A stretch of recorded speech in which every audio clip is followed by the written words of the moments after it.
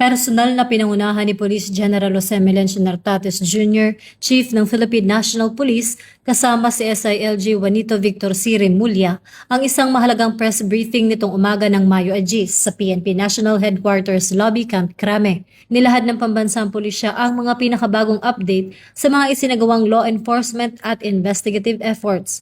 Kabilang sa naging sentro ng ulat ang nakaplanong pagpapalabas ng sabina ng CIDG para kay Senator Ronald Bato de la Rosa upang linawin ang mga alegasyon sa higit na 100 na reklamo ng extrajudicial killings noong siya ay naninilbihan pa sa Davao. Ang hakbang na ito ay patunay ng masusing fact-finding process ng PNP upang matiyak na ang katotohanan ay lumalabas sa ilalim ng tamang proseso. Hinihikayat ang publiko na iwasan ang espekulasyon at sa halip ay umasa sa mga opisyal na pahayag ng PNP habang tinitiyak ng organisasyon na ang hustisya ay mananaig at ang karapatan ng bawat isa ay mananatiling protektado sa ilalim ng isang disiplinado at makabagong kapulisan. Ako po si Patrolwoman Sari Bernales, nagbabalita para sa Police News Network.